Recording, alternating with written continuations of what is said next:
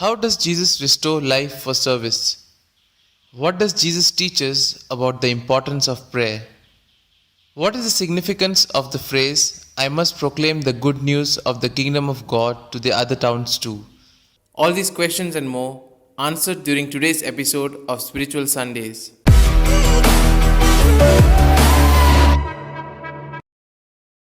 We are always impressed by the amount of space given in the Gospels to the healing ministry of Jesus. Today we see him healing a woman in a home and then continuing to cure all those who were brought to him. Jesus restores life for service. After having participated in the celebration of Saturday in the synagogue, Jesus goes to Peter's house and cures his mother in law. The cure causes her to render service immediately. Having recovered her health and dignity, she places herself at the service of the people. Jesus not only cures, but he cures in such a way that the person places himself or herself at the service of life. Jesus was not seeking a headline, but was reaching out to a woman in need. Her response was to return to her ordinary humble tasks. We pray that we may go about our day noticing the marvels of God's work, the wonders of creation in and around us, and grow in quiet gratitude. Jesus accepts and cures the sick and those possessed whom the people bring to him. The sick and the possessed were the most marginalized people at that time.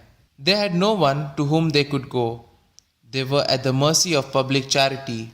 Besides, religion considered them impure. They could not participate in the community. Jesus accepts and cures them, placing his hands on each one of them. Thus, it is clear in what the good news of God consists and what he wants to do in people's lives: to accept the marginalized and the excluded, and to integrate them into the community to live with others. The importance of prayer. Jesus remained united to the Father by means of prayer. He had to make an enormous effort to have time available and a place suitable for prayer. He goes to a deserted place to be able to stay alone with God.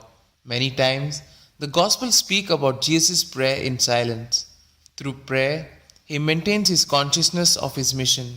It may seem surprising that Jesus turned away the crowds who went looking for him.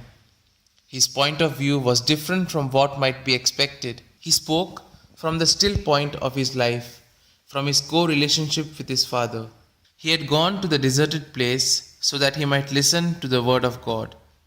Then he could answer the needs around him, even resisting the appeal of the crowds. We need moments of stillness and reflection to anchor ourselves and to rediscover our true identity and direction, to focus on one's own mission, to maintain consciousness of one's own mission and not think about the result.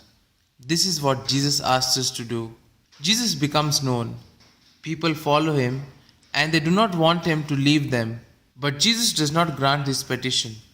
Instead, he says, I must proclaim the good news of the kingdom of God to other towns too, because that is what I was sent to do. Jesus was very clear about his mission. He does not stop at the result that he had already obtained, but he wishes to sustain his awareness of his mission.